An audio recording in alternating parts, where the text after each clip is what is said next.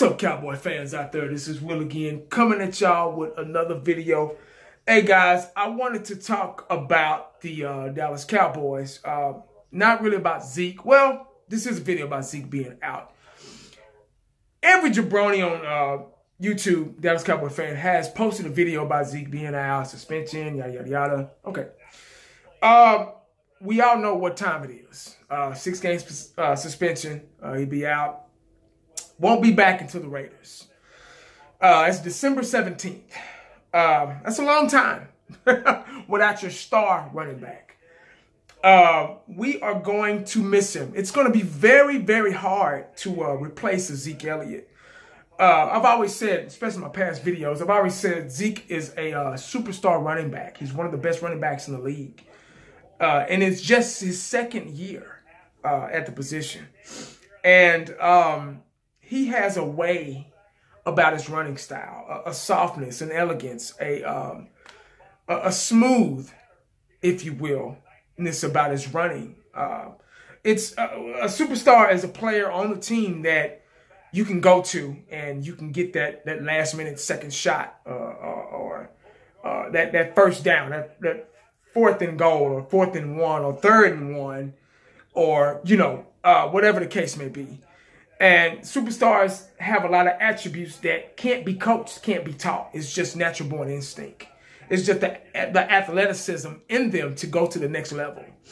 Like I said before, he's going to be very, very missed.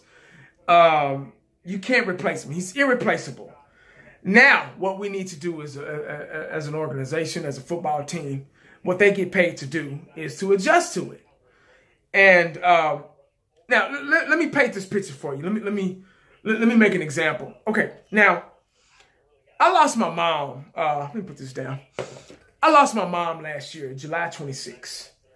And that was a point of time where it was a big, heavy blow. And it's still, to this day, even though it was just a year ago, it's still something that I would never get over. Something that, a cut, a bruise, a scar that will never go away. A void that's not there. You know, the holidays are coming around. You know, Halloween was yesterday. And, you know, I would go and take her grandkids over there, which are my kids, and take them trick-or-treating in her neighborhood. Or, you know, Thanksgiving is coming up. Hey, Mama, what you cooking? Are you making your legendary sweet potato pie? You know, hey, we coming over. I'm bringing the family and kids over. We're going to come over and eat at y'all's house. Or, you know, Christmas is coming over. I can't call us, hey, Merry Christmas, or Happy New Year, or hey, you know, just to call her and say, hey, Mama, I love you. I can't do that anymore. She's gone to a better place. My mom was a diehard Cowboy fan. But anyway, that void in my life will never be repaired. It'll always be there. She's on my mind all the time now that she's gone. And, you know, with her being gone out of my life and out of my family's lives, it was a blow, you know, especially, you know, what to tell the kids and, you know, things like that. Where's Granny? Where's, you know, that's harder than it happening itself, you know, trying to explain to the grandkids, where's Granny, you know. But anyway, where I'm getting at is there was nothing nobody could tell me for a while to make me feel better. Now, you know, I didn't want to hear nothing from nobody, not even my kids. You get what I'm saying? It was very hard for me, and it still is. It never will go away. I've never healed from it. I'll never recover. You know, I've accepted it and learned and dealt with it and learned to live with it, but it'll never go away. I'll take it to my grave. Where I'm getting at is, like I was saying, there was nothing anybody could tell me to make me feel better. Nothing. I didn't want to hear anything. Oh, man, it'll be all right. No, it won't. My mom's in the ground. She's gone. You know, I don't want to hear it. But there was this one guy, older cat. He said, hey, man, he's like, well, I know it's a blow, you know, and it's going to take a while for you to deal with it and accept it. But he's like, I'm going to tell you something, and you're not going to understand it when I tell you this, but right off, but you will later on down the line if you keep it in your mind and you think about it. I said, okay, I'll listen to what you, in my mind, I'm like, okay, I'll listen to what you're saying. So he said, hey, man, he was like, your mother, her being gone, is with you more now that she's gone. She's with you more than she was when she was alive. I said, in my mind, I'm like, this dude talking about, man? What, man, get out of my face. You don't know what you're talking about, man. And he said, I'm going to say it again. He's like, your mother, God rest her soul, she's gone now, but she's with you more. She's here more than she was when she was amongst the living. And I said, okay. So I thought about it. I was like, And now that I think about it and he asked me, he's like, you think about her all the time, right? I said, yeah. He said, see?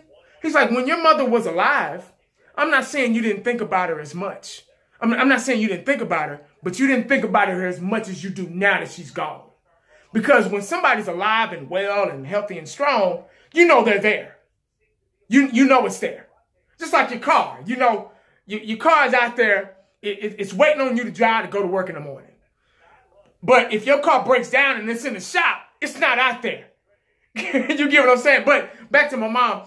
Now, she's not here physically, but she's here mentally. I think about her every day now that she's gone. There's not a minute, a second goes by where I don't think about something my mom done said to make me laugh or make me cry or whatever. Think about me and my brother getting in trouble, getting spankings, you know, growing up, or getting a bad grade on the report card and getting a whooping from mama and daddy at the same time. You know, just she's here more. She's with me now, more now than she was when she was here. You know, and it makes sense now. So what I'm getting at is Dallas needs to treat this as if Zeke is still back there. Don't change. Don't become a passing team, because that's not what you are. We're a run-first team. You get what I'm saying? Yeah, Zeke's not here, and his style is not here. His smoothness and elegance back there and the way he hits those holes are not here. But you got 3 other running backs that are. You get what I'm saying? Stick to that formula. You run that ball. Pound that ball. You show them, because I'm going to tell you something. These teams that we got coming up, Kansas City, Atlanta, Philly, they're thinking, oh, their running back's gone. Their star running back is gone, so they're going to pass. They're waiting for your pass. You get what I'm saying? So if you stick with the running game, you stick with that formula, you stick with that recipe, run that ball 40 times.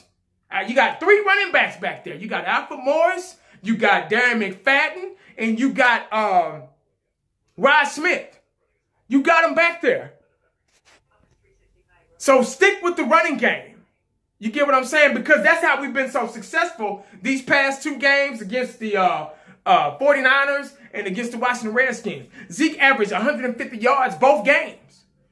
You get what I'm saying? So if we treat that, if we start passing, oh, we don't have Zeke back there. Oh, we're going to panic. Oh, let's pass. We're not a passing team. That's when you become one-dimensional. Throw different looks at him. You got 3 different running backs back there. You got 3 different styles to go off of. Don't just put Darren McFadden out there and let him play the whole game. Don't just put Alfred Morris out there and let him play the whole game. Don't just put Rod Smith out there and let him play the whole damn game. Mix it up a little bit. Mix it up. Because look here, we still got the best offensive line in the league. And having that, and everybody's saying, oh, well, you know, Morrison and McFadden got to step up. No. That offensive line has to step up, because a running back can't run the ball without an offensive line in front of him. He can't run the ball. Hell, nobody can run the ball back there. But if you got an offensive line that don't give a damn if Zeke's back there or not, they're going to open them holes for you and you run the daylight. That's all it is to it, man. So if the Cowboys, if the organization, coaching staff, front office, whatever, if they're sitting back and they're like, oh shit, what are you going to do? We don't have Zeke. I'm pretty sure they're not doing that. And I hope they're not doing that. But I'm just voicing my opinion about it. Run that ball. Run. Pass. You still got one of the best quarterbacks in the league. You still got a couple of targets here and there to throw to. You know, Dez is still, He's not really just that consistent as he used to be, but he's still there. He still exists. You know, in my view. You know, Dez can still get you a couple of touchdowns a game. You know, he might not be a go-to guy like he used to, but he can still find a way to get in that end zone. You throwing the ball. You know, you still got Beasley, you still got Switzer, you still got Witten, you still got Williams, you still got Bryce Butler.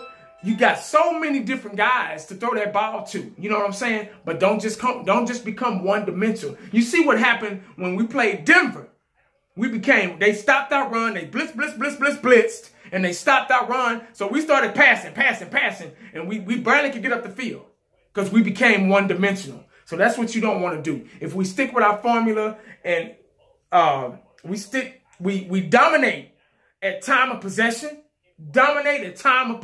milk that clock, keep the defense off the field, we good, man. And in Kansas City, they are a good team. They're a very good team.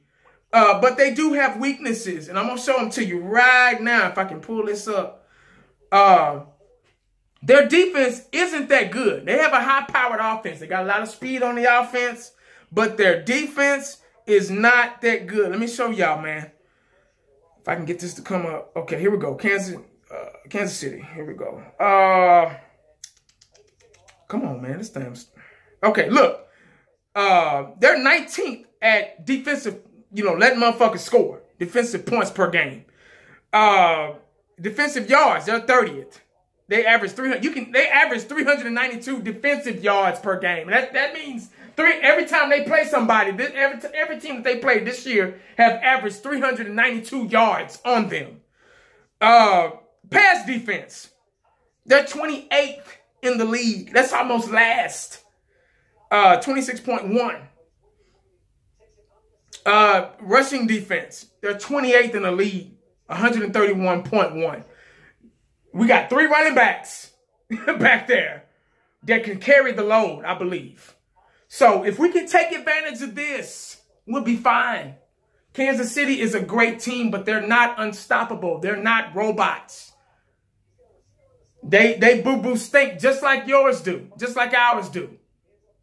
You get what I'm saying? So that's all I got, man. We stick with our guns and do what we're supposed to do. Clock management, milk that clock. Control, dominate time of possession.